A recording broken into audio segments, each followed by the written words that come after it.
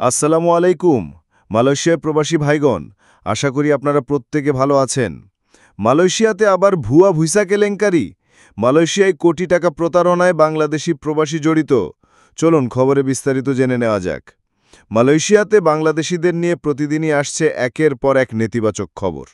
বিশেষজ্ঞরা বলছে, এভাবে চলতে থাকলে যে কোনো সময় মালয়েশিয়া সরকার বিরক্ত হয়ে বাংলাদেশিদের ভিসা নীতিমালা আরও কঠোর করে দিতে পারে, এমনকি প্রদানও একেবারে বন্ধ হয়ে যেতে পারে।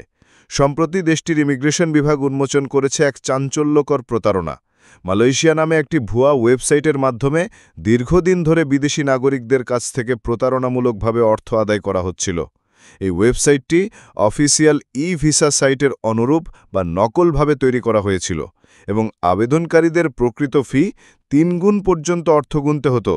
রোববার ৩১ আগস্ট ইমিগ্রেশন মহাপরিচালক দাতুক জাকারিয়া সাবান তিনি জানান, এই ঘটনায় জড়িত থাকার অভিযোগে ৩২ বছর বয়সী এক বাংলাদেশি নারীকে গ্রেপ্তার করা হয়েছে। তদন্তে বেরিয়ে এসেছে ২০০০ সাল থেকেই সক্রিয় এই সিন্ডিকেটটি এখন পর্যন্ত ৫২,১০০-এর বেশি ই-ভিসা আবেদন ভুয়া প্ল্যাটফর্মের মাধ্যমে জমা নিয়েছে এবং প্রতিটি আবেদনের জন্য ফি নেওয়া হতো ৩০০ থেকে ৫০০ রিঙ্গিত, যেখানে আসল ই-ভিসা ফি অনেক কম। ওয়েবসাইটে দেওয়া ছিল ২টি আলাদা সেবা ভিসা, যেখানে অনুমোদন পেতে ৩ থেকে ৫ কার্যদিবস লাগত এবং জরুরি ভিসা অনুমোদনের প্রতিশ্রুতি ২ থেকে ৩ কার্যদিবসে। কিন্তু অর্থ দেওয়ার পর অধিকাংশ আবেদনকারী ভুয়া বার্তা পেতেন, যেখানে বলা হতো তাদের আবেদন বাতিল করা হয়েছে। এমনকি যারা ওয়েবসাইটের লাইভ চ্যাট সেবা যোগাযোগ করত, তাদেরকে পাসপোর্ট কালো তালিকাভুক্ত করার হুমকিও দেওয়া হতো। গ্রেফতারকৃত বাংলাদেশি নারীকে মালয়েশিয়ায় অভিবাসন বিধিমালা ১৪-র ১৫ ধারায় আটক করা হয়েছে। তাকে জিজ্ঞাসাবাদ শেষে পুত্রজায়া ইমিগ্রেশন অফিসেও পাঠানো হয়েছে। এছাড়া তার স্বামী, যিনি নিজেও বাংলাদেশি নাগরিক, তাকেও জিজ্ঞাসাবাদের জন্য নোটিশ দেওয়া হয়েছে।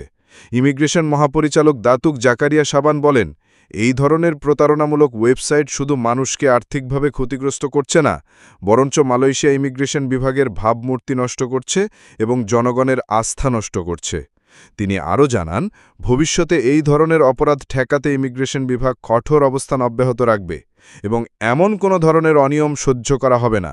তিনি বিদেশি নাগরিকদের সতর্ক করে দিয়ে বলেন, মালয়েশিয়া ই-ভিসার জন্য কেবলমাত্র সরকার অনুমোদিত অফিসিয়াল ওয়েবসাইট ব্যবহার করতে হবে, অন্যথায় প্রতারণার শিকার হওয়ার ঝুঁকি প্রবল। এই ঘটনায় আবারও প্রমাণ হল যে প্রতারণার ফাঁদে পড়ে বাংলাদেশিদের বারবার গ্রেফতার এবং অপমানজনক পরিস্থিতির মুখোমুখি হতে হচ্ছে। তাই দেশের ভাবমূর্তি রক্ষার্থের স্বার্থে আমাদের প্রবাসীদেরকে সচেতন এবং সতর্ক হওয়া এখন সবচেয়ে বেশি জরুরি। আমাদের মালয়েশিয়া প্রবাসী সকল ভাইদের সাথে এখনই শেয়ার করে সবাইকে এই গুরুত্বপূর্ণ খবরটি জানার সুযোগ করে দিন। আর আপনি যদি আমাদের এই চ্যানেল দেখেন, অবশ্যই আমাদের চ্যানেলটিকে সাবস্ক্রাইব করুন। মালয়েশিয়া সকল গুরুত্বপূর্ণ খবরাখবর সবার আগে পাওয়ার জন্য। ধন্যবাদ সবাইকে। আমাদের সকল ভিডিও আপডেট সবার আগে পেতে আমাদের চ্যানেলটিকে সাবস্ক্রাইব করুন। সাবস্ক্রাইব করতে সাবস্ক্রাইব বাটনে ক্লিক করুন এবং বেল আইকনে চাপুন, যাতে আমাদের কোনো নতুন ভিডিও আপনি মিস না করেন।